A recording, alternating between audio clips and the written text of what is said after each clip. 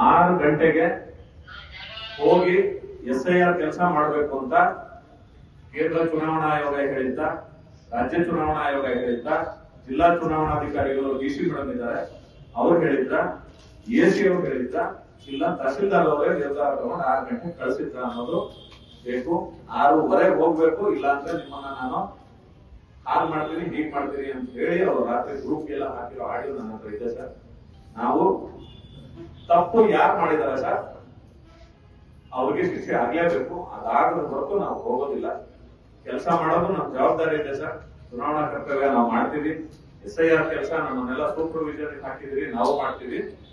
ಆದ್ರೆ 6 ಗಂಟೆ 6:15 ಹೋಗಿ ಕೆಲಸ ಮಾಡಬೇಕು ಅಂತಕ್ಕಂಥ ಅವೈಜ್ಞಾನಿಕವಾದ ಸಮಯ ನಿಗದಿ ಮಾಡಿದ್ದು ಯಾರು? ತಹಸೀಲ್ದಾರ್ ಅವರು ಹೇಳಿದ್ದಾರೆ ಸರ್. ಹಾಗಾಗಿ ತಹಸೀಲ್ದಾರ್ ಹೇಳಿದ್ರೆ ತಹಸೀಲ್ದಾರ್ ಅಮಾನತ್ ಆಗ್ಲೇಬೇಕು ಸರ್. ದಯಮಾಡಿ ಅವ್ರ ಅಮಾನತ್ ಆಗ್ಲೇಬೇಕು. ಯಾವುದೇ ಕಾರಣಕ್ಕೂ ಹೋಗೋದಿಲ್ಲ. 10 ನಿಮಿಷ ಆಗಿದೆ, ನಮ್ಗೆ 10 ನಿಮಿಷ ಆಗಿದೆ. ಅವ್ರ ಕರ್ಕೊಂಡ ವಿಚಾರ ನಮ್ಗೆ ಗೊತ್ತಾಗ 10 ನಿಮಿಷ ಆಗಿದೆ.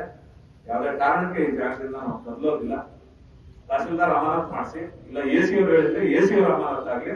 ಅದ್ರ ಮೇಲ್ಪಟ್ಟವ್ರು ತಪ್ಪು ಮಾಡಿ 6 ಗಂಟೆಗೆ ಗುರಿ ನಿಗದಿ ಮಾಡಿದ್ರೆ ಆ ಶಿಕ್ಷೆ ಅವ್ರಿಗಾದ್ರೂ ಆಗ್ಲೇಬೇಕು. ಅದು DC ಅವರಾದ್ರೂ ಸರಿ, ಹೋಗೋದಿಲ್ಲ ಸರ್. ಅವ್ರ ಪ್ರಾಣಕ್ಕಿಂತ ದೊಡ್ಡ ಯಾವ ಹುದ್ದೆ, ಯಾವ ಅಧಿಕಾರಿಯ ಹುದ್ದೆನೂ ದೊಡ್ಡದಲ್ಲ ಅಂತ ನಾನು ಭಾವಿಸ್ತಾ ಇದ್ದೀನಿ. ನಾವು ಈ ಜಾಗ ಬಿಟ್ಟು ಕದಲೋದಿಲ್ಲ. ಇದಕ್ಕೆ ನ್ಯಾಯ ಸಿಗದೆ ಇದ್ರೆ ನಮ್ಮ ಸಂಘಟನೆಯಿಂದ ಈ ವಿಚಾರನ ಬೆಳಗ್ಗೆ ಇಡೀ ರಾಜ್ಯಾದ್ಯಂತ SIR ವರ್ಗನ ನಾವು ಮಾಡೋ SIR ವರ್ಗ ಸ್ಟಾಪ್ ಮಾಡುತ್ತೀವಿ. ಅವ್ರ ಶಿಕ್ಷೆ ಅಂತೂ ಆಗಬೇಕು ಸರ್. ಇದು ನಮ್ಮ ಆಗ್ರಹ ಇದೆ. ಅವ್ರ ಫ್ಯಾಮಿಲಿಯನ್ನು ರಿಕ್ವೆಸ್ಟ್ ಮಾಡ್ತಾ ಇದೀವಿ.